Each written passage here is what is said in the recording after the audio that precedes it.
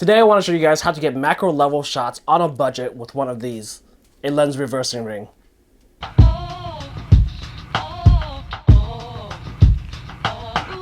When it comes down to it, a lens reversing ring allows you to essentially mount your lens backwards on the body.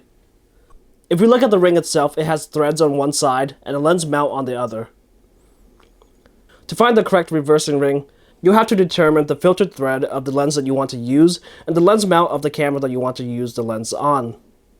For example, I'm personally using this method with the Nikon 50mm f1.8D. This lens has a 52mm front filtered thread, and I want to reverse mount this lens to a Nikon F mount body. So I got a 52mm to Nikon F mount reversing ring. Once we have all of the equipment, all we have to do is thread the reversing ring onto the front of the lens, and now we can reverse mount the lens onto the body. One thing that I like to advise you on is to either use a fully manual lens or one that allows for manual controls. This is because the reversing ring does not transmit any data to the body. This means that you would not be able to autofocus, adjust the aperture, or transmit metadata. This is important to understand because when you reverse mount your lens, you're going to have to be able to manually focus and adjust the aperture. If your lens does not have a focus or aperture ring that works independently from the body, without these things, you're essentially forced to use whatever settings the lens is on when it's dismounted.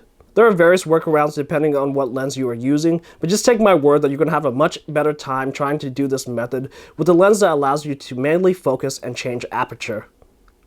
Another thing to note is that even though you only buy one reversing ring for one camera mount, this method can be easily adapted to other camera systems.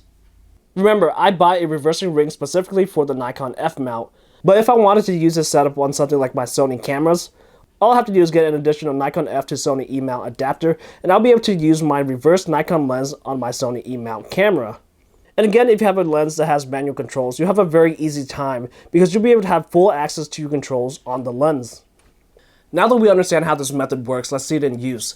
Here I have my Nikon 50mm f1.8D mounted onto the Nikon D810, and this setup is currently spaced at minimum focusing distance. So if we were to mount a lens onto a camera body traditionally, or at least this setup, this is what we would get.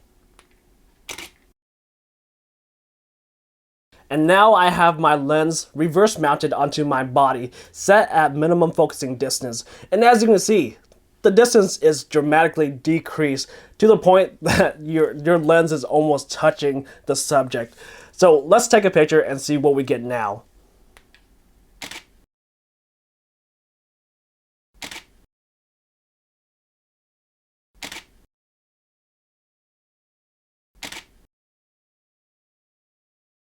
Looking at the two images side by side, it is clear that the reversing ring allowed us to get much closer to our subject. And there you have it, a cheap and affordable way to approach macro photography. If you're interested in getting macro shots but don't want to invest in super specialized or expensive equipment, definitely give the reversing ring a try because I picked up mine for $1. So in terms of photography, it doesn't get much cheaper than that. If you like this video, give it a thumbs up, share, comment if you have any questions. Don't forget to subscribe, and I'll see you guys next time.